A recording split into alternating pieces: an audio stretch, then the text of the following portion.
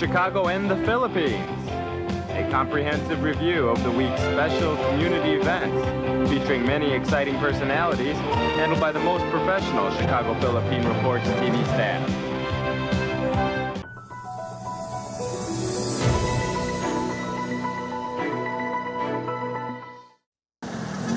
With COVID-19 cases continuing to decline, the Interagency Task Force has decided to shift Metro Manila to a more relaxed alert level. Under Alert Level 2, which took effect today, children are allowed outside their homes. Pinapayagan na po lumabas ang mga bata sa Metro Manila under Alert Level 2. Pwede na ang intrazonal at interzonal movement. Pero maaari pa rin po magbigay ng reasonable restrictions ang mga LGU na hindi mas mataas sa Alert Level 2. Limited face-to-face classes will also be allowed for colleges and universities, provided they do not exceed 50% capacity. Schools that want to participate are required to write to the Commission on Higher Education. But students, faculty, and employees should be fully vaccinated. Pero hindi po yan instant. Hindi po magkakaroon ng face-to-face sa Lunes. Kinakailangan muna po pumayag ang mga LGUs at saka kinakailangan mag-retrofit muna po tayo ng mga classrooms. From just 30% under Alert Level 3, the indoor venue capacity of allowed establishments has been raised to 50%. This is for fully vaccinated individuals as well as children 17 years old and below, regardless of their vaccination status. Outdoor venue capacity, meanwhile, has been raised to 70%. More establishments and activities will also be allowed to resume under Alert Level 2, such as recreational venues like internet cafes, billiard halls, arcades, bowling alleys, and swimming pools, kiddie rides, playgrounds, and venues such as concert halls and theaters. Gatherings in residences with individuals not belonging to the same household will also be allowed. Meanwhile, casinos, horse racing, cockfighting, lottery, and other gaming establishments will continue to be prohibited. Palace spokesman Harry Roque says the public should continue to exercise caution even with relaxed restrictions. The Department of Health, meanwhile, allayed concerns about allowing children outdoors. Ang mga bata po kasi, they are the least vulnerable, no? So katulad nung sa face-to-face classes, katulad po nung pagpunta sa establishmento, as long as we do the safety protocols, mothers will protect them, they are vaccinated yung mga magulang, yun pong pagbabakuna sa mga bata, hindi po natin kailangang gawing hadlang para makapagbukas tayo ng ibang industriya. The Department of Health, meanwhile, targets to expand the implementation of the new alert level system by December.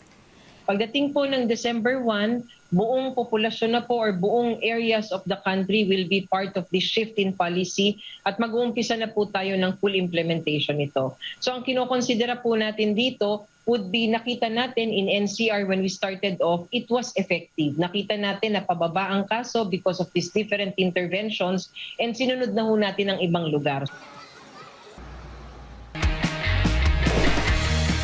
Get ready for the ultimate in fresh produce, barbecue, seafood, sushi, and more. Meals made easy. Kimchi with wow. Our dishes make you a star. H-Mart.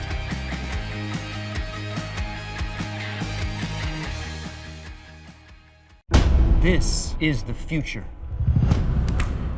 Forget what you know about currency, commerce, investment. The age of Bitcoin is upon us. And now anyone, anywhere can turn cash into crypto with a coin flip ATM. Booyah. With low fees and 24/7 support, CoinFlip makes crypto so flippin' easy. Go to coinflip.tech to find an ATM near you. Via Times, vital news, vibrant views for the Filipino Asian communities in Chicago. Via Times for your most interesting and exciting reading and your party coverages. Via Times has very interesting columnists. You name it, Via Times has it. Law, Filipino news, dentistry, immigration, humor, serious opinions, health, beauty, mysticism, Bata Corner, showbiz, and intelligently written editorials. Call Via Times at 773-866-0811.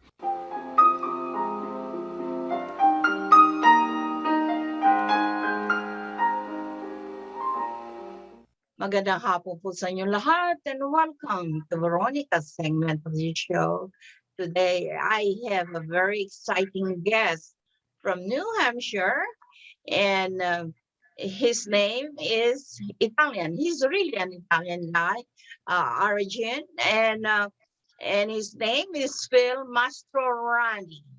Did I say it right, Phil? Close enough, and most people in my family don't even say it the same way every time. So that was just fine, Veronica. Okay, Phil. Phil is the CEO of this exciting company. It's fairly new and it's called Fabricia Baking Company.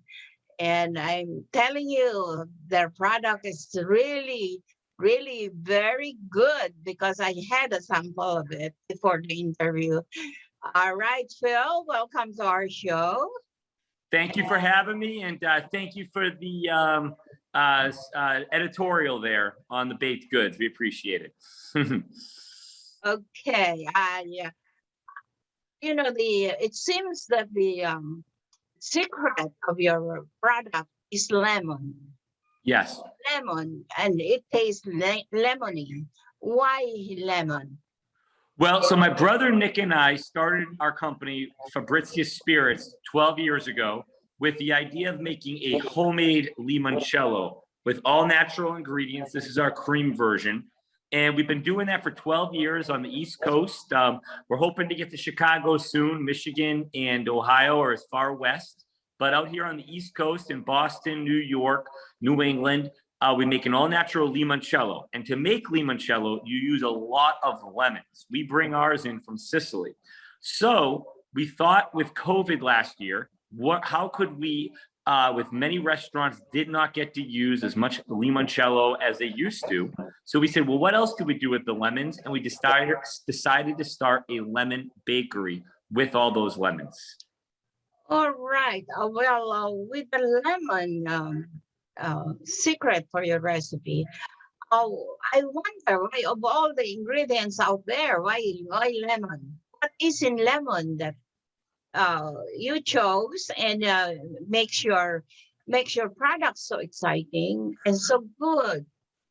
Well, we decided, as I said, we're all about lemons at Fabrizia Spirits, and many people, lemons are included in a variety of baked goods, and some bakeries will have a lemon cookie or a lemon, a lemon cake. We decided that our bakery will only have lemon products because we're a limoncello company, and we also use our limoncello liqueur in the baked goods. So that has a lemony flavor. We add additional lemon juice, lemon zest, and Veronica, as you saw, you don't need too much more. And lemons have a wonderful history throughout Asia, throughout the Mediterranean. And it's really such a wonderful ingredient. It has so many different benefits, the essential oils, the citrus, it has good things for the health. So it's an enjoyable ingredient to work with. Whose idea was that? Was it your idea? You're talking to him. It was mine. Yes, absolutely. Yeah, no, and I last year just said, well, what else could we do with these lemons and with our limoncello? And we've been telling people to bake with our limoncello ever since we started making it. You can make scallops limoncello, you can make chicken with limoncello, and you can make cakes with limoncello. And I said, why don't we start a bakery and use the limoncello? It was last summer that we had the idea, and we got up and running in time for the holidays. So around November of last year, we baked our first cookie. Yeah, right here. Yes, love it. The bottle of spirits that you just showed also the main ingredient is lemon, right? Yes, it is. Yes. Wow, that's so exciting. And well, it makes it easy because we don't have to worry about sourcing, pears and apples and grapes and everything else. We basically buy lemons, and we use the lemons to make the spirits. We use the lemons to make the baked goods. Not literally one drop goes to waste. After we've zested them, we juice them, and we actually have a agricultural company pick up the squeezed lemons that they then recycle into some type of livestock food, or fertilizer or something. So nothing goes to waste, and everything is recycled. were you guided by the saying, if life gives you a lemon, so you make a lemonade? Yes, that's right. In our case, we made limoncello. What was your favorite of the items, Veronica? I know we sent you our cookies, our limoncello cookies, maybe the limoncello cake, the limoncello blondies, or the biscotti. What one did you like the best? Wow. And okay, we salute to the lemons that you've been using in your products. But where do you get the lemons here in the US? Well, when we started the company, we purchased them in California, where they do grow a lot of lemons. But then about 4 years ago, so 8 years into our business, we realized we were buying enough lemons that we could go back to Italy and purchase the lemons from Italy. So all of our lemons come from southern Italy on the island of Sicily. And we import them from a family called the Villari family. And we've been doing that for 4 years now, direct from the grower. So is Italy producing better lemons than California? Well, it depends who you ask. And if you ask someone from California, they might give you a different answer. However, as someone that's a little independent, I can say that the juice of the lemons is very consistent between the two. However, the zest of the lemon is certainly more ideal with the Italian Sicilian lemons. There's more pepperiness to them. There appears to be more essential oils. And it really comes down to the genetic of the lemon. And in California, they use a Eureka Lisbon lemon, which is a very smooth surfaced lemon. And the Italian lemons are often a little rougher on the exterior. It's a different type of breed, and they do make a little better limoncello de zest. But the juice is very consistent between the two. You are not in Chicago yet, so we give people, our audience cannot get the Fabricia lemon pies, cookies anywhere. You don't need to worry about that because we're an online bakery. We produce everything here in New Hampshire with our limoncello, but we ship it out across the entire USA, even Alaska and Hawaii. So we can definitely get it to you all in Chicago at the FabriziaLemonBakingCo.com. And all orders ship out within 3 days of being received. And it only takes 2 days to get to you in Chicago via FedEx. So it'll arrive fresh and ready to enjoy. I recommend you order on Monday. You'll get it shipped out by Wednesday or Thursday and have it for the weekend. All right, very good. Any competitors? Not in the lemon baking industry that I'm aware of, but hopefully, no, the answer would be this. I don't know anyone else that only makes lemon baked goods. That would just be us. I shared it with my granddaughter, and she really loves it, and she's a picky eater. Great. Well, thank you. Glad you guys liked it. And hey, if you can make her happy, it sounds, then you're off to in good order.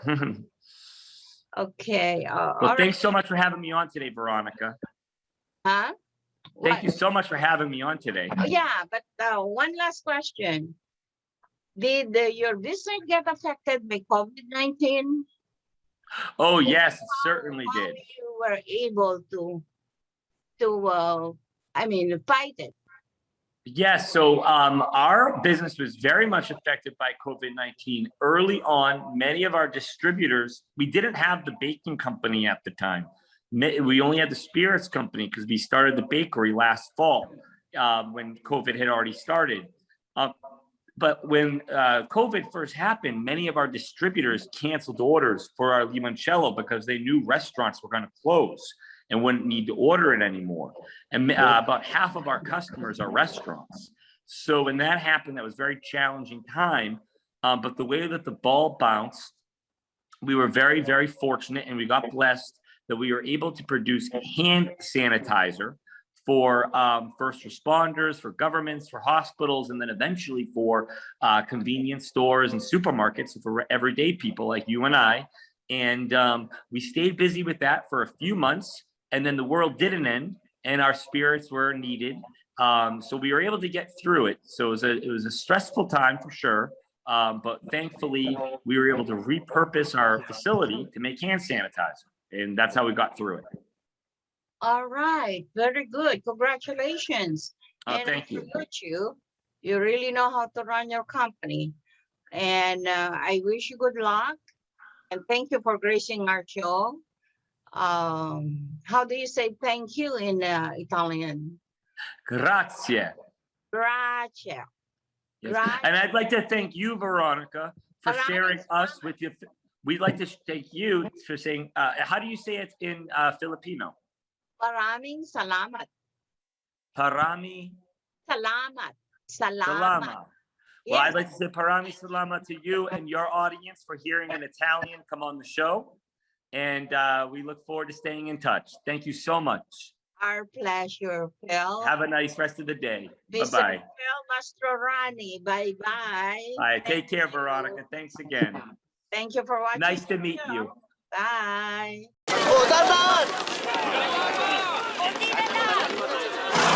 Yan! Dito na! Perfect!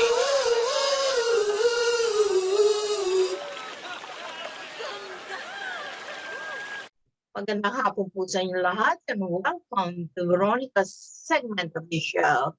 Today I have a very young, good-looking Asian actor, Broadway actor as a matter of fact, and his name is David Rhee, R-H-E-E. Welcome to our show, David. Thank you. And you're also from Chicago. I am from Chicago, yes. Nice to know.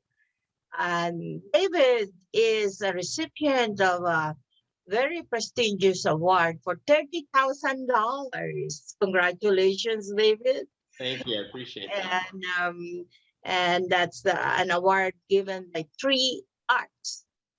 Okay, and David will be talking about that. Congratulations. And also, he is the founder of a theater called Token Theater. That's right. Right? Okay, we'll talk about that too. Okay, welcome to our show, David. And first thing, can you talk to us about the 3 Arts, how you won the $30,000 award? That's a great question because I myself am just as shocked as anyone else that I received it, to be honest with you.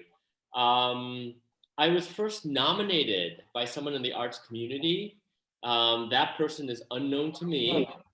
And basically after you're nominated, they ask for specific things, specific criteria, whether it's examples of your work or videos or scripts. So I just sent them what, the stuff that I've been working on. And lo and behold, one day I was walking to ballet class actually. And right before I got into ballet class, I got a call from 3 Arts and they said, congratulations, you are a recipient of the 2021 3 Arts Award.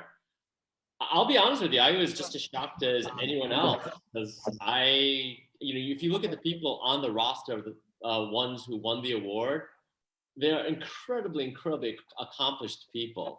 So it was, number one, it was a shock. And number two, it was really an honor to be considered for this. So yeah, that's really what happened.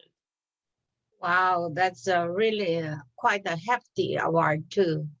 And well, you as an actor, you have acted on Broadway too. And what other theaters have you been acting on? I've worked in theaters all across the country. I've worked in theaters in Boston, here in Chicago. I've worked for The Goodman. I've worked for Looking Glass. I've worked for Steppenwolf, Timeline, Silk Road, etc., etc. So I've pretty much worked at theaters all across the country. Great. Where are you going to use the money or the award that you receive from 3 Arts? As you mentioned, I am the artistic director for Token Theater. So I think the majority of it is going to go to Token Theater, and I'm going to use it to basically fund and help fund our theater company. One of the productions we're dreaming of doing is a play called Zac Efron. And it is a play basically about two Asian people falling in love. My friends and I were talking about the fact that if you look at where Asians or Asian Americans and how they're represented in theater, movies, they're always represented in these extreme circumstances, right? You have, for example, Miss Saigon or The King and I, or there's this something like someone immigrates to America and the hardships that they go through. And stories like that have to be told.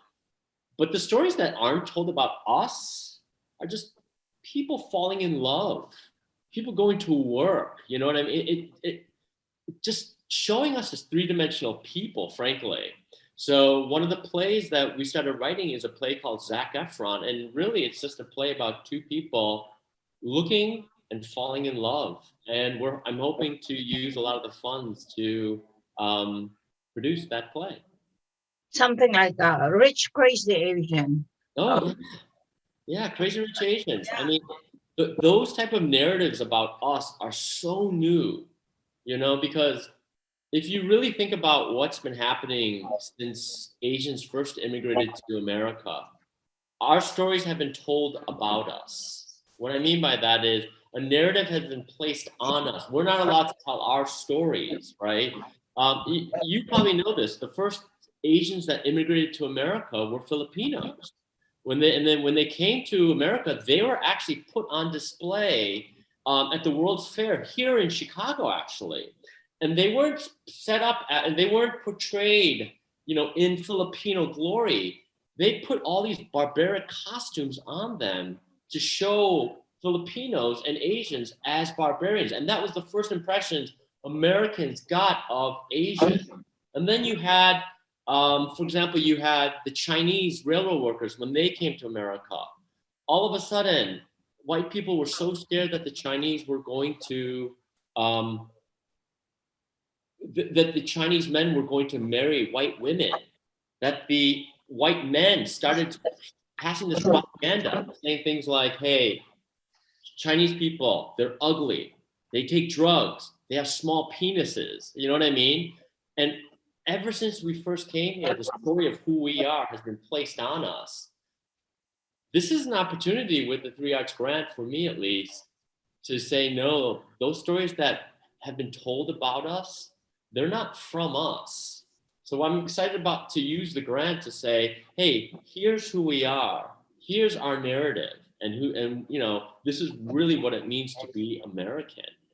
So that's where I'm hoping to use the grant.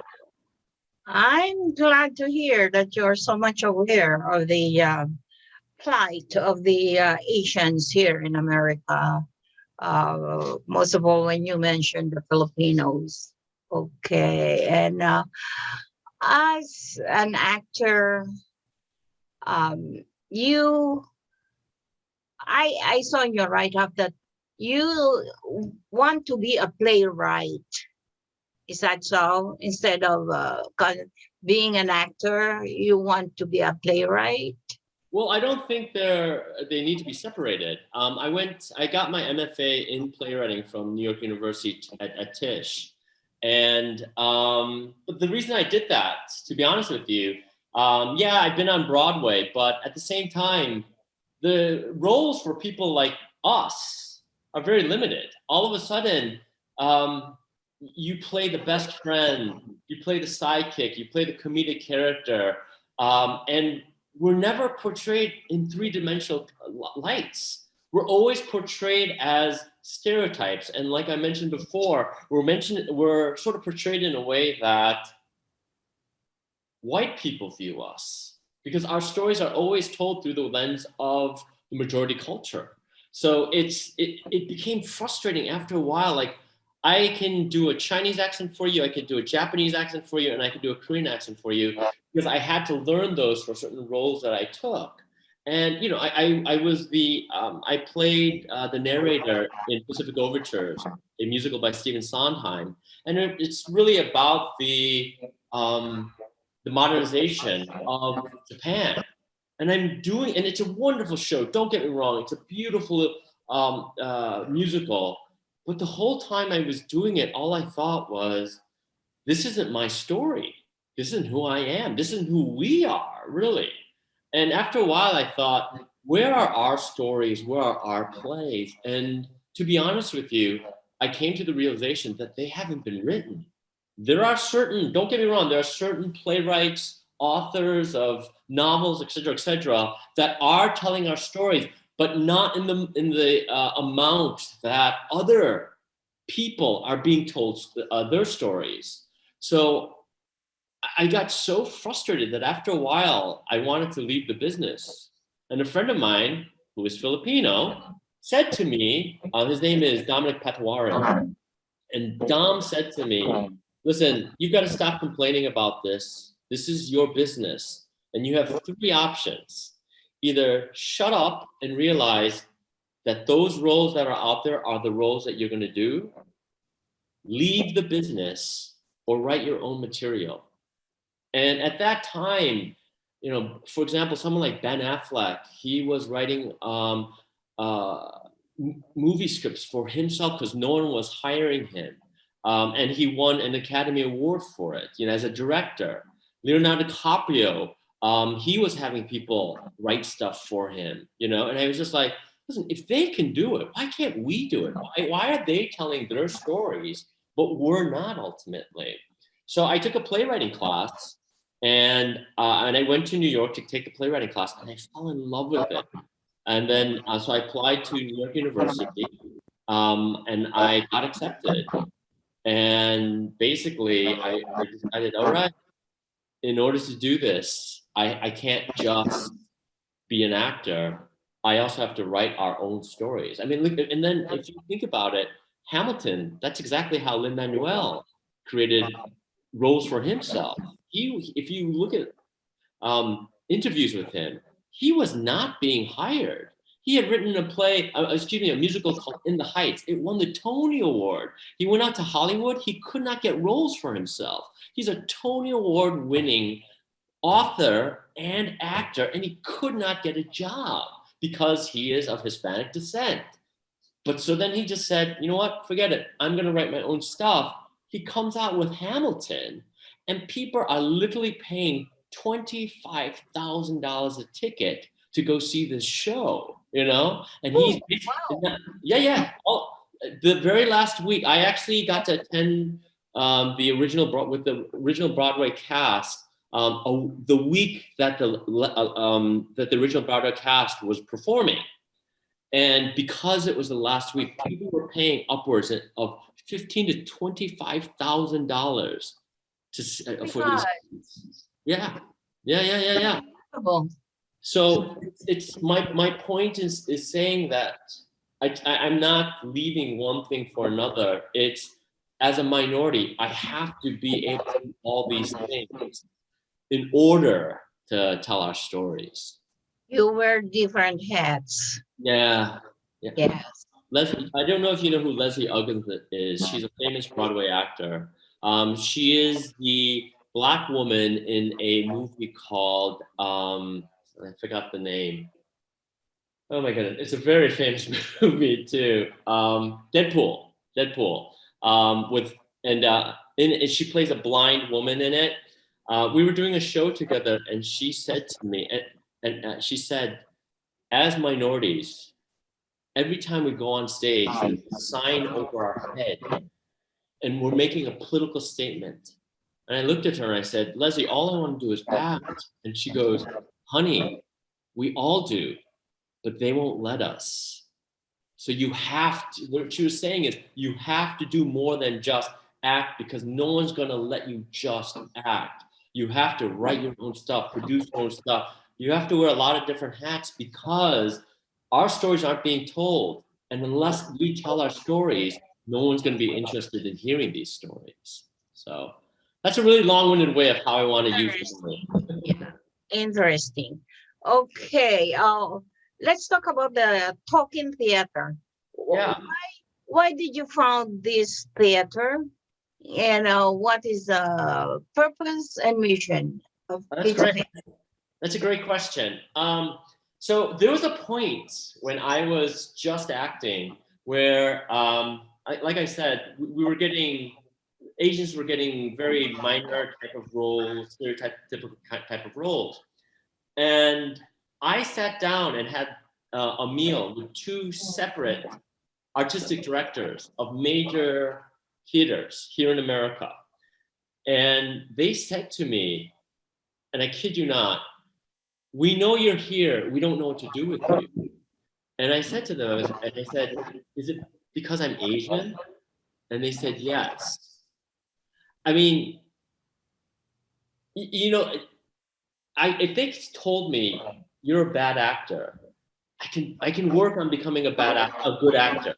If they tell me you're a bad dancer, I could work on becoming a good dancer. Excuse me. But they're telling me we can't use you because of this. It's something you can't change. I didn't know what to do with that information. You know, one of them even went so far as saying, "Good luck in this business. How many Asians actually make it in this business?" You know. So I got really frustrated. And that's why, again, like I said before, I got my MFA in playwriting. But then Hamilton happened, and it changed the way we see theater, movies, entertainment, et cetera. And all of a sudden, those theaters that didn't know what to do with me because I was Asian, they knew what to do with me. All of a sudden, I was getting calls, and we were a thing, you know? And I thought about this for a long time because I thought about how before Hamilton, these people were saying, "We don't know what to do with you." And then after Hamilton happened, all of a sudden it was like, "We need minorities, we need minorities." You know what I mean? We became trendy. And all I thought was, what happens when we're no longer in power? What happens when we're no longer popular? What happens when we're no longer a thing? When the Hamilton phenomenon dies down? The people in power are still making the choices, and they're still declaring what narratives are worth telling. So my friend and I, Eric Kaiko, who got his MA in theater management from Columbia out in New York, from Columbia University, we got down together and we said, let's start a theater company where we have the power, where we get to choose the stories that are being told, where we get to choose the narratives that are being portrayed about us, where we get to choose who we are instead of someone saying, "No, this is who you are." So literally our mission statement is to change the narrative of what is an American. And that is the bottom line, and that's the mission for what we do. Because this narrative of who we are has been placed on us, our mission is to break that narrative and retell the story of what an American is from the vantage point of Asian Americans. Interesting. Is there a physical building of Talking Theater here in Chicago? There's not a physical building right now. The reason for that is especially it's the pandemic. A lot of the stuff for us was put on hold because of the pandemic. But the beauty of Zoom, like what we're doing right now, we were able to actually do shows on Zoom during the pandemic, which was wonderful. It's not the same thing as live theater in any way, shape, or form, but we were able to still tell our stories using Zoom. So we don't have a physical building right now, but if anything, right now, what we'll be doing, hopefully, is rent space until we can actually get to the point of getting a building. Very good, David. We're running out of time. What are your forthcoming projects? I have been commissioned by Timeline Theater Company, and I am writing a play. I'm part of their playwrights collective, so I'm part of their group of playwrights right now. And we started in 2020, and we met, and then literally the pandemic hit. We met on February, pandemic, and we were supposed to meet once a month, so we did everything on Zoom. And for the past year and a half, I've been writing a play called The Feet of God. and they're going to do a public reading of that at the theater on Belmont in December. And you can find out all the information on Timeline's website. But it's basically a play about Asians being beaten up because we're being blamed for the pandemic. And then what we should do about it. Do we just keep, do we do what we've been doing all along? We just say yes, we keep quiet, or do we finally say enough is enough? This isn't okay. So we'll see how it goes. Yeah. Wow, congratulations and best wishes. Thank you. All your projects and as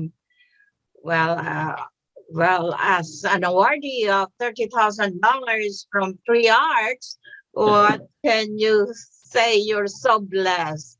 Okay, David, you're so blessed. I am. Yeah. I thank you for gracing our show today. And maraming salamat.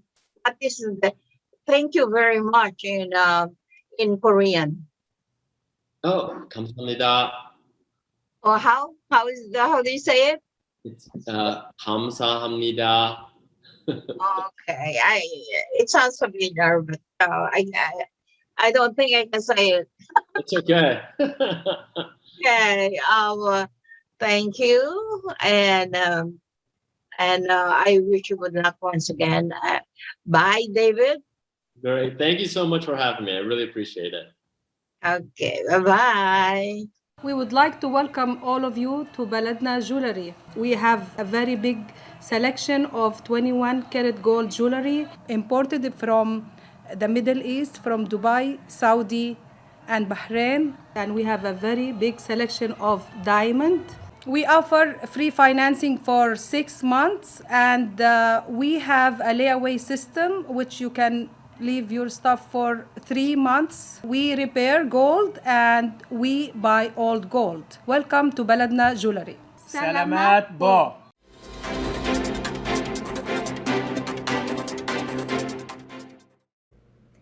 Good afternoon. This is Bridget Carino-Quetter bringing you this week's local news from our community.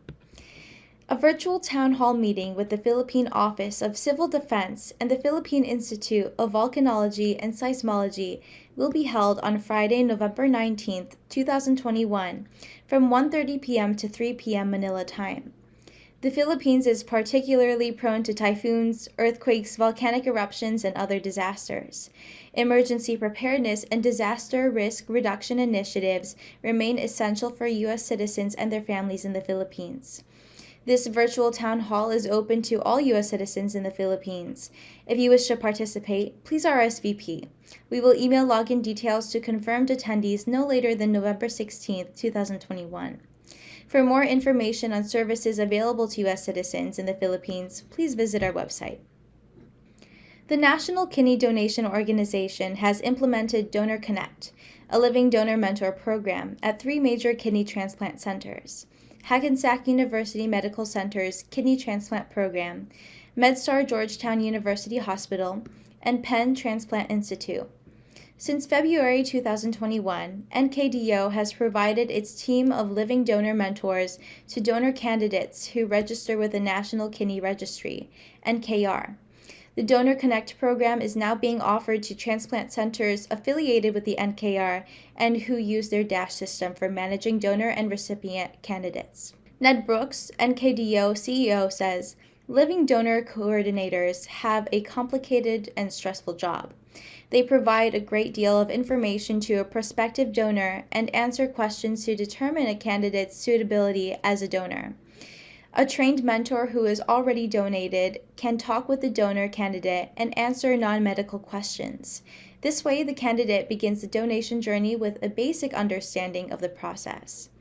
With almost 100,000 patients on the waiting list for the kidney transplant and only 18,019 transplants at the pre-COVID peak in 2019, there is a tremendous need for living kidney donors. NKDO is the largest living kidney donor organization in the country, devoted to eliminating the wait list for kidney transplants and protecting the interests of living donors.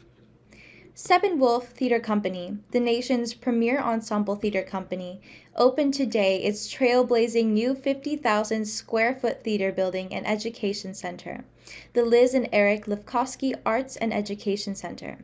Designed by world-renowned architect Gordon Gill, FAIA, of Adrian Smith and Gordon Gill Architecture, with theater design and acoustics by Charcoal Blue, and construction by Norcon, the expanded Steppenwolf campus is a cultural nexus for Chicago, offering bold and ambitious opportunities for creative expression, social exchange, unparalleled accessibility, and arts-driven learning for Chicago youth in the Loft, Steppenwolf's first ever dedicated education space.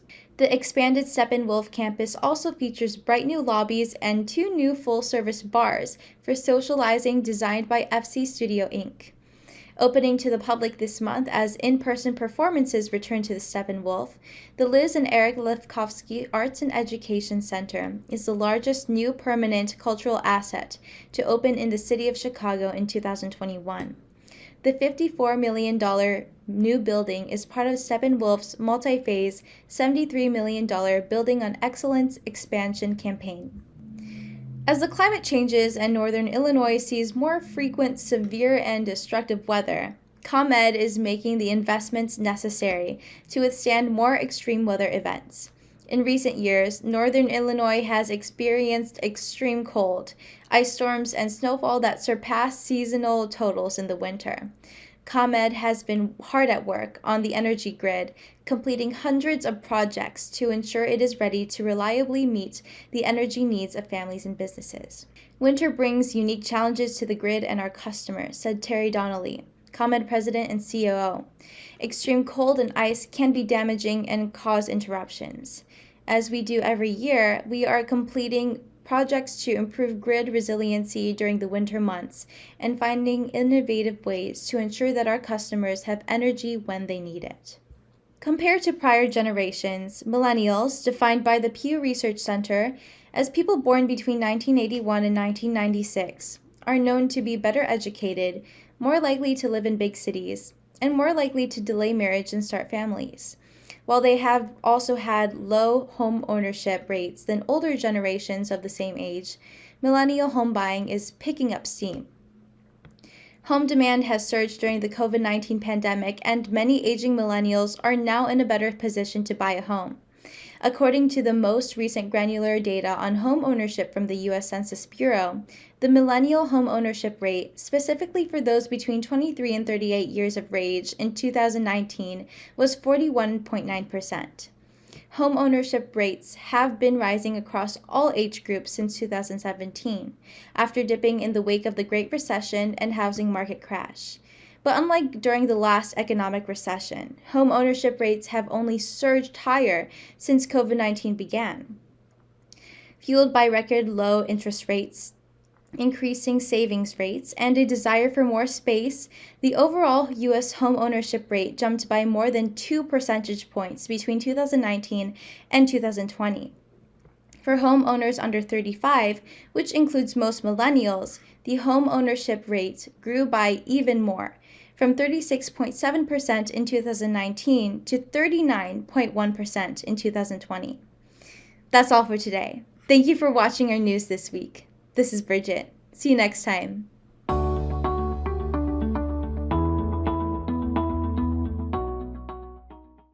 Hi again, and welcome back.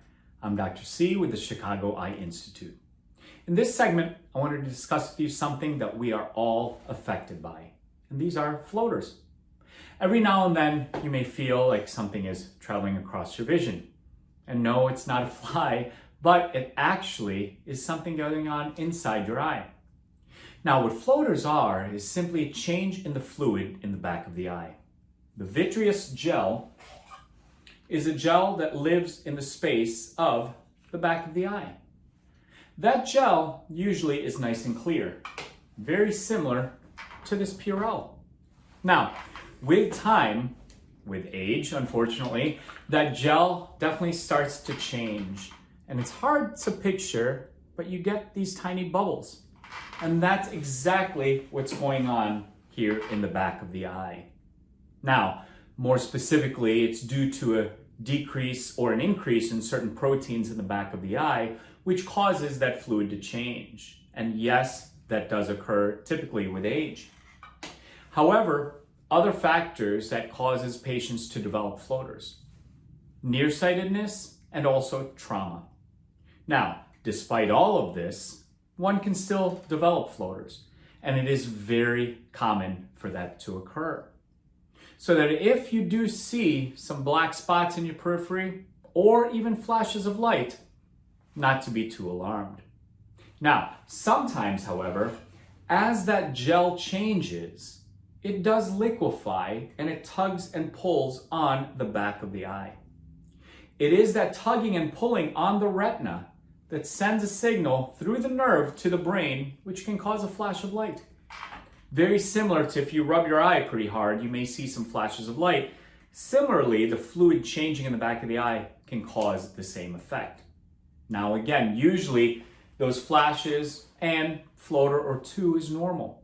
However, sometimes as that gel separates from the back of the eye, which naturally does occur, that gel may cause a hole or tear in the back of the eye, which is why it's important that if you do suffer from hundreds of floaters, hundreds of flashes of light, or worse yet, a black curtain coming down over your eye, it's important that you do come in for an evaluation. Most of the time, however, these floaters are benign and don't need to be treated. But the only way to find out is if you come in for your eye exam. So feel free to visit me or any one of my colleagues here at the Chicago Eye Institute at 5086 North Elston Avenue. Phone number is 773-282-2000. We'll welcome you in and we'll see you then. Thanks. Bye-bye. Magandang hapon po sa inyong lahat. This is Melody Dizon, your Health Matters host. How are you guys? I've missed you. I haven't had a recording in a while just because life got crazy. But here I am back again, so I hope you guys are all in the pink of health. So today we will be talking about booster shots for COVID. So if you know, people nowadays are talking about, are they going to have the third booster shot or are they going to not have it? So, but before I go any further, I wanted to explore about antibody testing or antibody result before getting the third one, because I was really thinking about this. You know, if you don't really need it, why get one if you have the immunity to it? So, but this is what the doctors are advising to vaccinated people and wondering whether their shot was held up, it's still there, you know, the immunity, or was it just curiosity from maybe last month's cold? Was that a cold or was it a virus or whatnot? Then who should get the antibody testing then for COVID-19? Well, more than, where are we now? A year and a half, I guess, into the COVID-19 pandemic with 3 vaccines available in the US. Seems like everyone knows or has heard at least someone who has been vaccinated and diagnosed with a virus thereafter. So it should come as no surprise that many people are wondering whether their shot is still doing its job. So enter the SARS-2 antibody blood test that can detect the infection-fighting proteins that linger after your immune system beats COVID-19 or revs up in the what they call a response to the vaccination. But can these tests actually gauge whether you have COVID-19 immunity? That's the question. Well, it turns out that antibody tests are definitely not recommended to determine whether you're protected from COVID-19, according to the U.S. Food and Drug Administration. And experts agree and don't see the great value in these commercial tests prescribed for other reasons as well.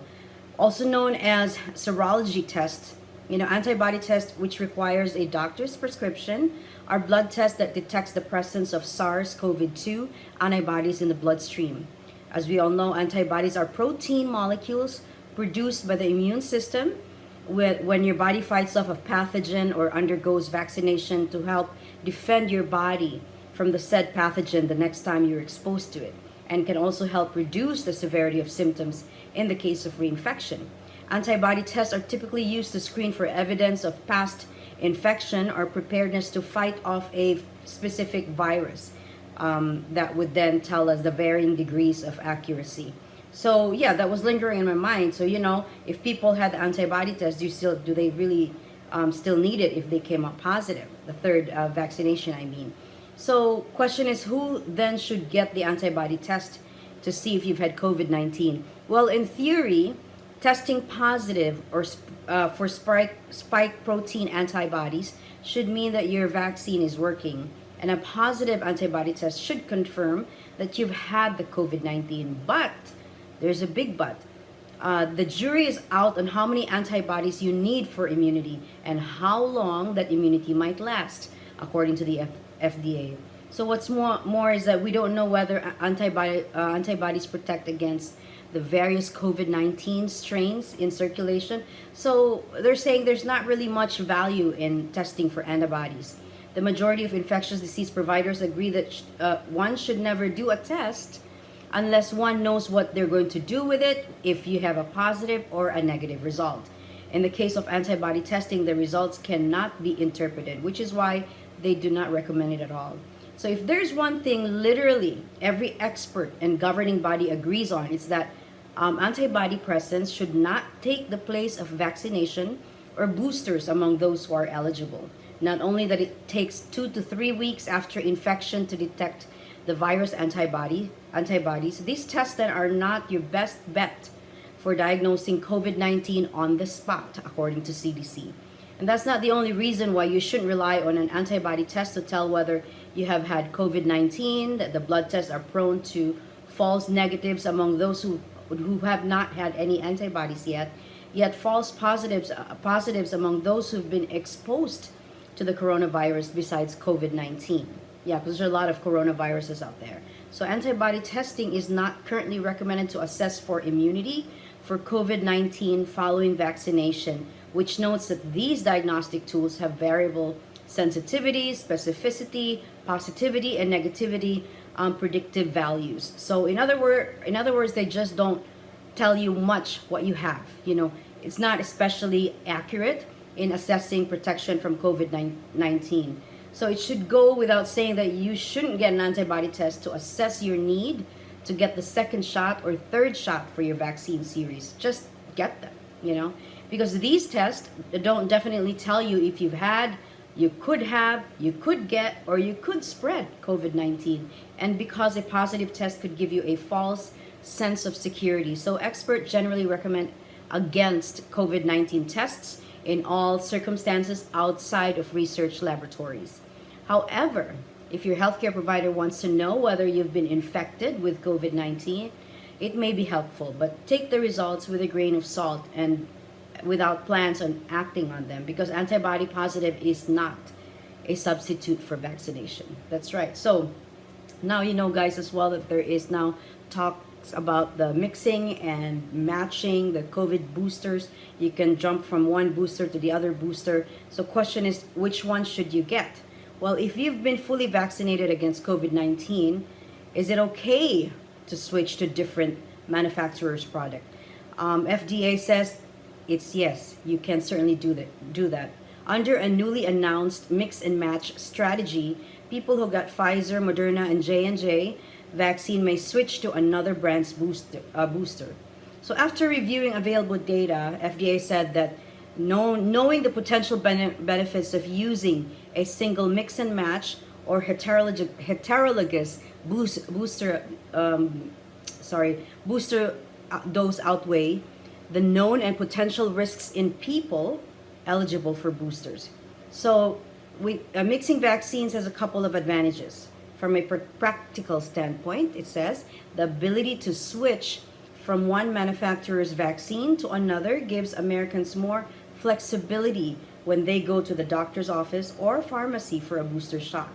A recent study examined real-world data from mid-March through mid-August on COVID vaccine effectiveness. The two-dose Moderna and Pfizer remains saying they're getting up to 93% and 80% effective against COVID hospitalization and with the J&J, a level of protection at 71%. And again, these are preliminary findings indicating that mixing and matching, regardless of the combination of vaccines and boosters, increase antibody levels. So of particular note, though, were the results of J&J vaccine recipients switching to a Pfizer booster resulted in a 35-fold increase in antibodies. But, or as well as the Moderna, when they've had that switching booster shots, people got a 76-fold rise in their antibodies. But the study has limitations, including small size, short follow-up period, and which may really not capture the rare side effects. So, which booster should you use? Well, you should get whatever booster you can get, basically, because rest assured that any vaccination that's out there is highly protective against severe disease and hospitalization. So anyway, folks, I hope I've given you an insight to what's on the news, to what's been spread around, what they're talking about, and could help you decide and what you're gonna do with your situation. I do respect people for maybe not wanting to have the shot for whatever personal, religious, or just any cultural reasoning that they may have, because we're all different. But for those people who are still skeptic, there's really nothing I could do about that, basically. So it is your own choice, but let's just make our choices what's best for everybody. So, and that means for you. So I give you with that decision. So again, folks, this is Melody Dizon, your Health Matters host. I will see you again next week. Thank you so much.